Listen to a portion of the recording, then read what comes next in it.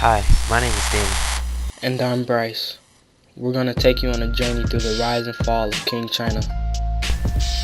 We're going to compare the society of the Ming and Qing, discuss the Opium War and British control of trade, the demise of the Qing Dynasty, and the causes of the Boxer and Taiping rebellions.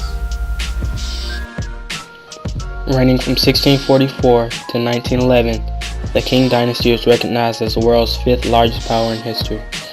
The rise of the Qing Dynasty began with the quiet growth of the Manchu nomads who resided north of the Great Wall. Narachi, a member of the Manchu, became a militant figure and united the warriors of each Jurchen tribe into army sets under 8 banner armies to represent each set. The Manchu people formed a bureaucracy and began their expansion to conquer the Ming Dynasty. This bureaucracy was formed closely along the lines of a Chinese bureaucracy. A cause of the expansion is the political division and the social unrest in the Ming Dynasty. The Narachi and the Manchu armies decided to impose on the Ming to benefit themselves. The 8 banner armies pushed to Beijing and held there. Several resistant groups began to form in southern China as well as in the west. The effect was the defeat over the Ming Dynasty, which was brought about through the duration of a year. After this, the Manchus took the name of Qing. They retained many of the Ming systems. Confucianism, the examination system, and the already mentioned bureaucracy were kept the same. However, Qing did make some changes. They took care of problems within rural areas, taxes were lowered, and public works like dikes and irrigation systems were repaired. The growing economy contributed little success to controlling landlords who took advantage of the large population. With the surplus of workers, they could pay workers less, and if they objected, they would easily find someone that would work for even less money. This way, the rich got richer, and the poor got poorer. Nonetheless, China still had a rising economy. Social customs were untouched. The hierarchies that remained were old over young, men over women, and scholar-bureaucrat over commoner. The decline started in the 18th century. The exam system became corrupt. Favoritism and bribes took over the honesty within the exams. Wealthy families saw the cheating as a way to gain power and profits. They also showed less concern for peasantry and urban laborers. In addition, they supplied less funds to the army and public works like dikes, which resulted in floods and food shortages. Peasantry conditions worsened and banditry increased. Like dynasties before, the Qing faced outside forces. Out of ignorance, they saw all outsiders, including the Europeans, such as the British, as barbarians. China was equal in sophistication and complexity. China's population was greater, but the Europeans made up for this with better organization and superior technology. This was critical in the wars between China and Britain. At first, China exported silks, porcelains, tea, and other things.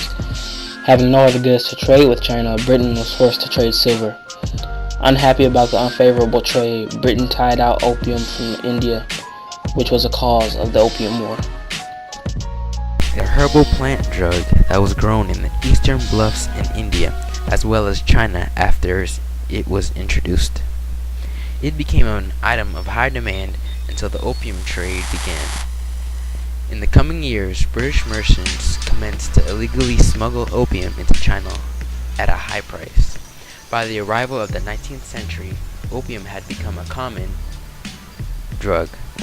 The drug was being purchased by Chinese merchants in high quantities. There was a mean of 4,500 crates of opium being shipped annually, some of which weighed 133 pounds. In the following years, the economy started to fail and jobs were being lost. Chinese merchants, after purchasing the opium, would sell it to the bureaucrats and other government officials. This began to affect the newfound bureaucracy in China. Those with money and power began to steal money from the government to support their habitual addiction to opium. The Qing Dynasty and Ming, a predecessor, already had its ill attitudes toward trade. They felt it encouraged disorder within society as well as an initiation of piracy off the coast of southern China. All of these negatives caused Chinese officials to set up an edict which would cut off trade for a time to come. the emperor finally sent Lin Zhen to put an end to the trafficking of opium.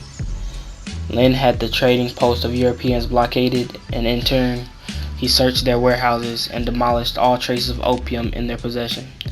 As an effect, British merchants were angered by those actions and insisted on military retaliation. The British asked the Chinese to end their campaigns against opium. Lin Zhen refused to comply, and so the war began in 1839. Did the Qing Empire know? The British were equipped with gunships which quickly defeated the much smaller Chinese junks, which was a positive for Britain and a negative for the economy of the Qing. Because of the Opium Wars, several rebellions swept through South China in 1850s and early 1860s. The most significant was the Taiping Rebellion led by Hong Zhuang and his talented military commanders, on a series of victories against Qing forces sent to destroy them. The attack on scholar gentry led to their defeat. Honest and able Qing officials such as Zhang Guofang raised a military that was able to fend off Taiping assault on northern China. They brought a bloody end to the Taiping Rebellion with the end of Hong and 100,000 of his followers. Manchu rulers, despite going through all of these problems, stubbornly resisted reform. In 1898, the Boxer Rebellion took place. The Boxer Rebellion was brought about in an effort to expel all foreign powers, peoples, and activities. However, the Boxers were crushed by Emperor Cixi. After the Opium War, China was forced to open up its ports with less regulation for Britain.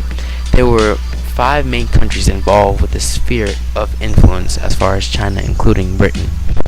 Those countries were Britain, France, Germany, Japan, and Russia. Towards the end of 1911, more secret societies arose in resentment of the government's reliance on Western powers. Of the bureaucracy led demonstrations and mutinied. In the last effort in February 1912, the Emperor Pui was made to step down, which was a negative, and a patriarchal lord took his place to run the newly Republican government. And thus a revolution broke out and eventually ended the Qing Dynasty